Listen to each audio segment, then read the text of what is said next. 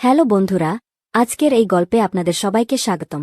আমার নাম রশ্মি, বয়স 18 বছর। আমি গত 2 বছর ধরে এই বাড়িতে কাজ করছি। এই বাড়িতে আমার মালকিন আর তার ছেলে আকাশ ছাড়া কেউ থাকে না। কিন্তু 2 মাস আগে আমার মালকিন মারা গেছেন। মালকিন খুব অসুস্থ ছিলেন, আর তাই আমাকে তার সেবা করার জন্য এখানে ডাকা হয়েছিল। মালকিনের মৃত্যুর পর আমি ভাবতে শুরু করলাম, আকাশ হয়তো আমাকে চাকরি থেকে বের করে দেবে। কিন্তু আকাশ বলল, তুমি মায়ের মৃত্যুর পরও এখানে কাজ করতে পারো। আমি খুব খুশি হলাম, কারণ আকাশকে আমার খুব ভালো লাগত। তবে আমি এখনও বুঝতে পারছিলাম না আকাশের মনের ভেতরে আসলে কি চলছে। আমি সবসময় লুকিয়ে লুকিয়ে তাকে দেখতাম। যখন আমাদের চোখাচোখি হতো তখনও বুঝতে পারতাম না তার মনে আমার প্রতি কোনো অনুভূতি আছে কিনা। আমি সারাদিন এই বাড়িতে থাকতাম, একটি ছোট ঘরে ঘুমাতাম। মালকিনের মৃত্যুর পর আমি আকাশের কাছাকাছি থাকার চেষ্টা করতাম। আমি তখন তরুণী হয়ে উঠেছিলাম, আর আকাশ ছিল আমার সামনে একমাত্র পুরুষ। সে খুব সুন্দর ছিল। তাকে দেখলে আমার মনের ভেতর কিছু একটা জাগ্রত হতো। আমি যখনই সুযোগ পেতাম তাকে খুশি করার চেষ্টা করতাম, কিন্তু সে কেন যেন আমার থেকে দূরে থাকত। কথা বলত, কিন্তু যখনই আমি তাকে ছুতাম সে আমাকে সরিয়ে দিত। আমি তার মন জয় করতে চেয়েছিলাম, তাই তার জন্য বিভিন্ন রকম খাবার রান্না করতাম। কিন্তু বুঝতে পারছিলাম না আমার মধ্যে কোথায় ঘাটতি ছিল, যা তাকে আমার থেকে দূরে রেখেছিল। একদিন খুব বৃষ্টি হচ্ছিল। আকাশ বাইরে কাজ করতে যেতে পারেনি, সারাদিন বাড়িতেই ছিল।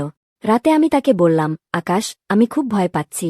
যদি তোমার অসুবিধা না হয় আমি তোমার ঘরে ঘুমাতে পারি কি?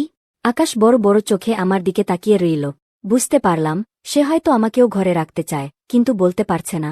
আমি চিন্তিত হয়ে পড়লাম, সে হয়তো আমাকে দূরে সরিয়ে দেবে। আমি ছিলাম দরিদ্র পরিবারের মেয়ে, কিন্তু দেখতে খুব সুন্দর ছিলাম।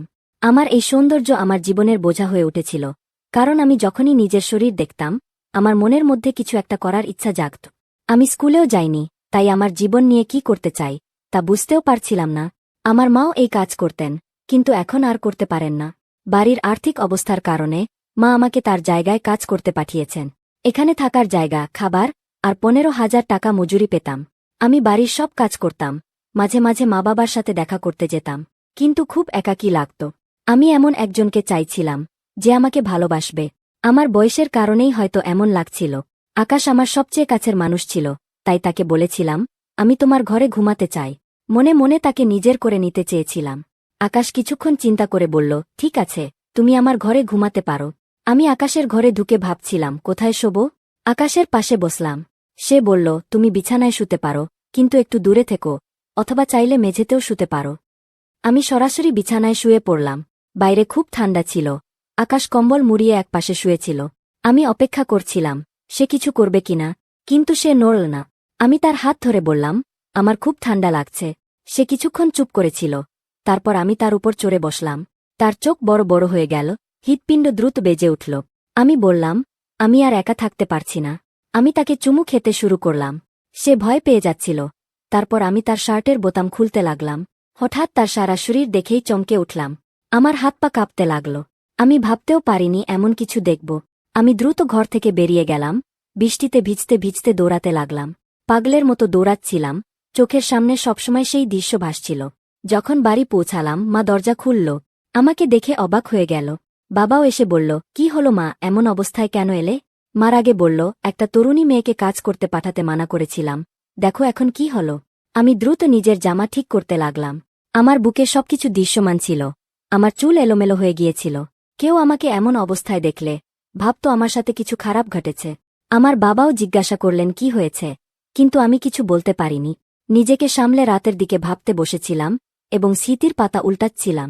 যখন আমি 16 বছরের ছিলাম তখন মা আমাকে এই বাড়িতে কাজের জন্য নিয়ে এসেছিলেন, কারণ গৃহকর্ত্রী খুব অসুস্থ ছিলেন। সেই সময় আকাশ প্রায় 20 বছরের ছিল। সেখানে একসময় খাওয়ারও ব্যবস্থা ছিল, যেখানে আকাশ তার কাজ শেষ করে বাড়ি ফিরত এবং তারপর সে পানির ট্যাঙ্কে চলে যেত এবং ঘণ্টার পর ঘণ্টা সেখানেই থাক। সেই ট্যাঙ্ক থেকে অদ্ভুত অদ্ভুত শব্দ আসত। যখন আমি তার কাছে যেতাম তখন মনে হতো না যে সে মাদক গ্রহণ করেছে। সে বেশ স্বাভাবিক লাগত, কিন্তু তার মুখটা খুবই চিন্তিত দেখাত। আমি তার ওপর নজর রাখতাম, কারণ তাকে আমি খুব পছন্দ করতাম। আমি তার কাছে যেতাম এবং সেখানে দাঁড়িয়ে দেখতাম আকাশ কি করছে, শার্ট খুলে কি করছে। আমি তার শরীর দেখছিলাম এবং দেখতে দেখতে তার কাছে চলে গিয়েছিলাম এবং তাকে স্পর্শ করেছিলাম। সে আমাকে দেখল এবং বলল, তুমি এখানে কি করছ? তোমার এখনই এখান থেকে চলে যাওয়া উচিত। তারপর সে তাড়াতাড়ি তার শার্ট পরে ফেলল যাতে আমি তার শরীর না দেখতে পারি।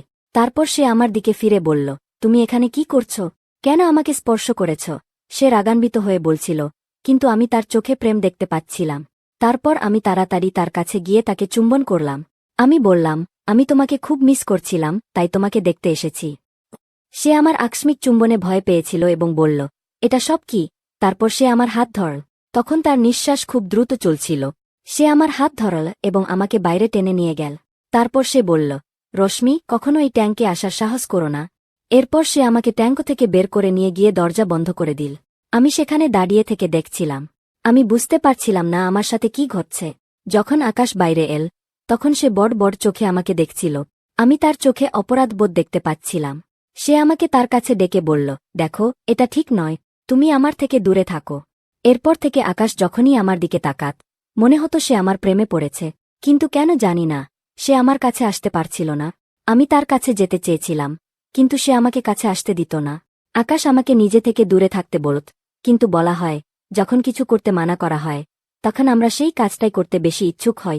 আমিও সেই কাজটাই করছিলাম।